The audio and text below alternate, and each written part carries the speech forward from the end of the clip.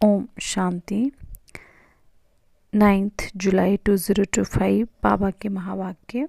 आज बाबा कहते, मीठे बच्चे, बाप आए हैं तुम्हें ज्ञान रतन देने। बाप तुम्हें जो भी सुनाते व समझाते हैं ये ज्ञान है। ज्ञान रतन ज्ञान सागर के सिवाय कोई दे नहीं सकता।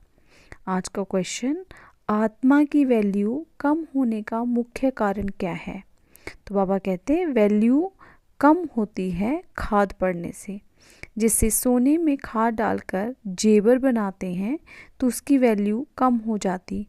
ऐसे आत्मा जो सच्चा सोना है उसमें जब अपवित्रता की खाद पड़ती है तो वैल्यू कम हो जाती है। इस समय तमोप्रधान आत्मा की कोई वैल्यू नहीं, शरीर की भी कोई वैल्यू नहीं। अभी तुम्हारी आत्मा और शरीर दोनों याद से वैल्यूएबल बन रहे हैं। तो आज का गीत चला, ये कौन आज आया सवेरे सवेरे। ओम शांति।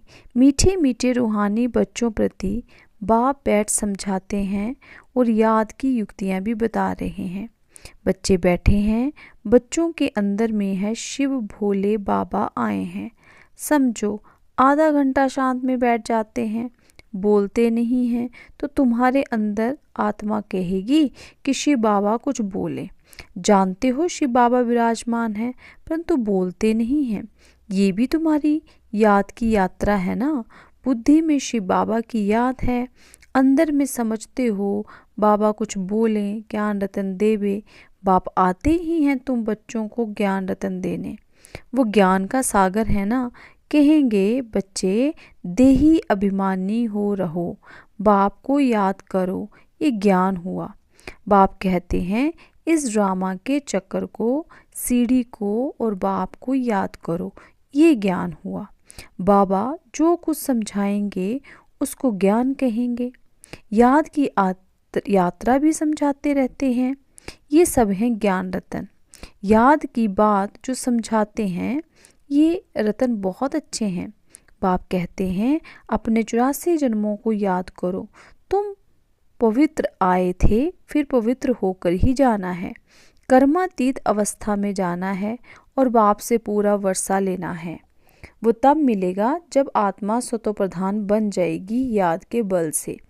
ये अक्षर बहुत वैल्यूएबल हैं, नोट करने चाहिए। आत्मा में ही धारणा होती है।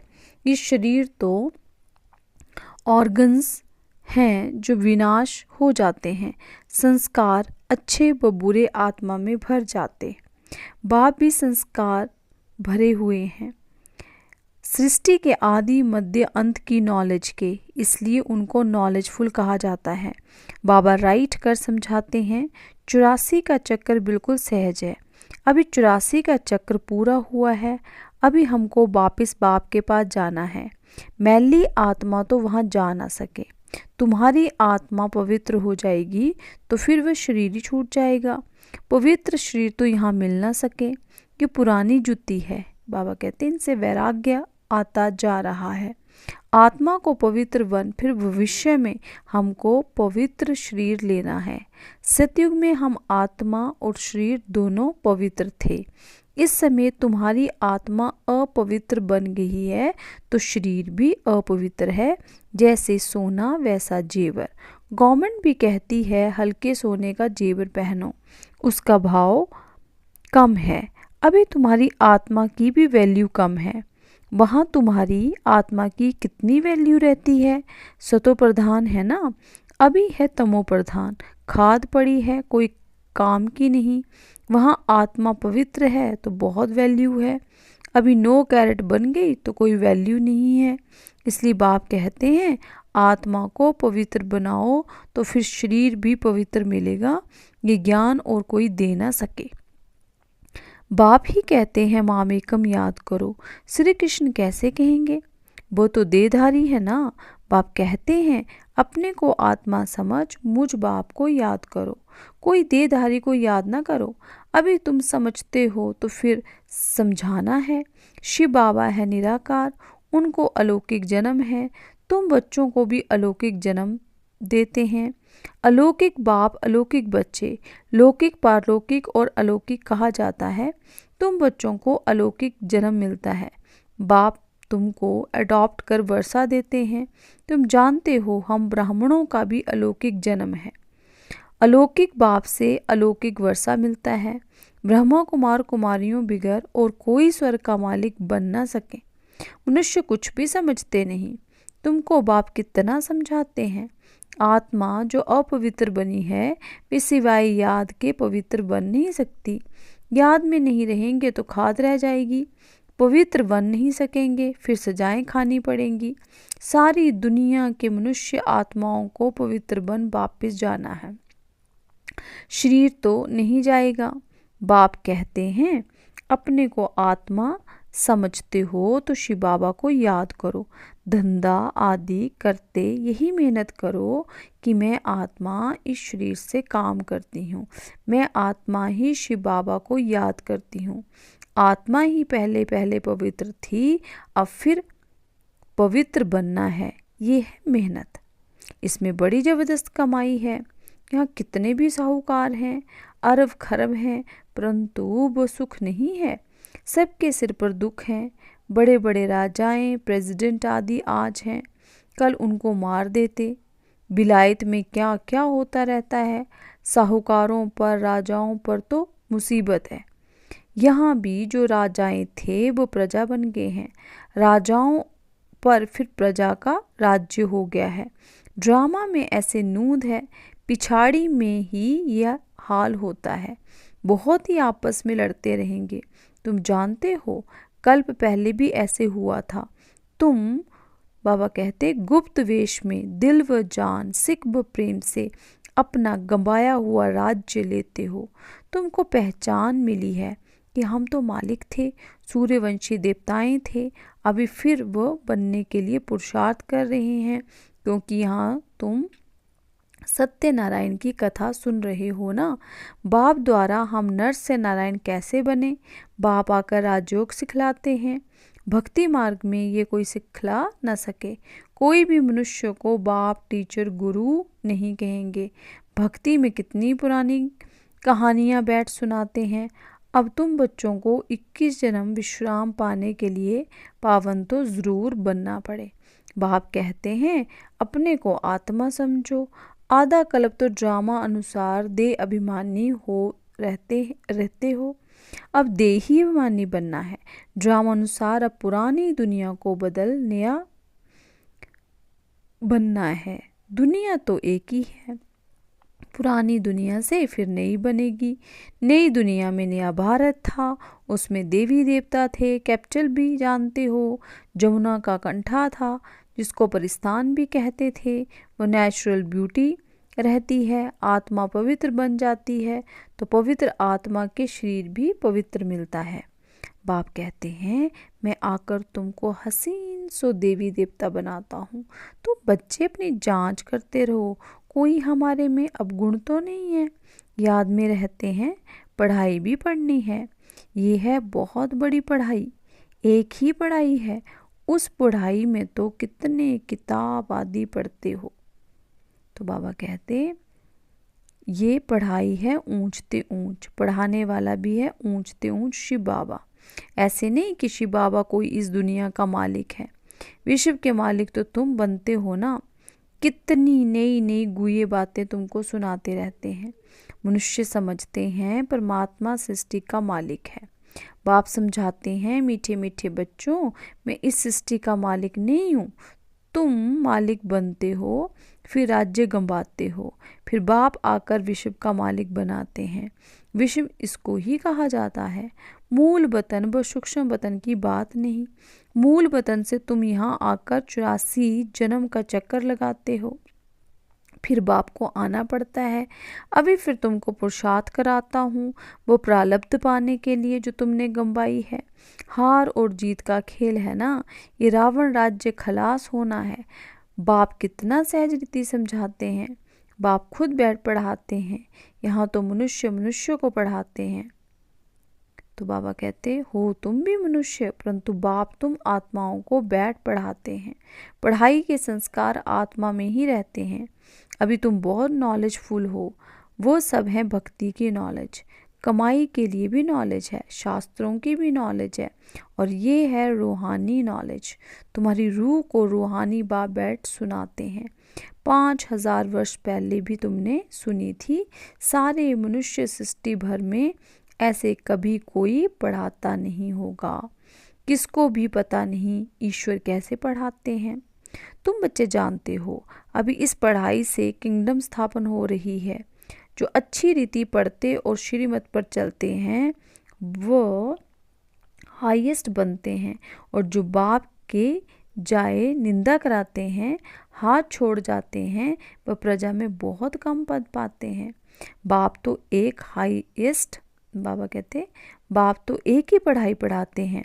पढ़ाई में कितनी मार्जिन है।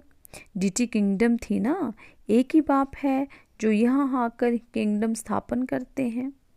बाकी ये सब विनाश हो जाना है। बाप कहते हैं बच्चे अब जल्दी तैयारी करो, गफलत में टाइम वेस्ट नहीं करो। याद नहीं करते तो मोस्ट वैल्यूएबल टाइम नुकसान, बाबा कहते होता है।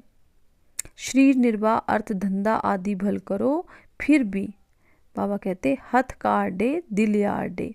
बाप कहते हैं मुझे याद करो तो राजाई तुमको मिल जाएगी। खुदा दोस्त की कहानी भी सुनी है ना। अल्लाह अलबदीन का भी नाटक दिखाते हैं। ठगा करने से खजाना निकल आया। अभी तुम बच्चे जानते हो अल्लाह तुमको ठगा करने से क्या क्या बनाते हैं। झट दिव्य दृष्टि से बैकुंठ चले जाते हो। आगे बच्चियां आपस में मिलकर बैठती थी, फिर आप पे चली जाती थी ध्यान में, फिर जादू कह देते थे तो वे बंद कर दिया। तो ये सब बातें हैं इस समय की। हातम ताई की भी कहानी है। मुल्हरा मुख में डालते थे तो माया गुम हो जाती थी, मुल्हरा निकालने से माया आ जाती थी। रहस्य तो कोई समझ ना सके। बाप कहते हैं बच्चे मुख से मुल्हरा डाल दो, तुम शांति के सागर हो।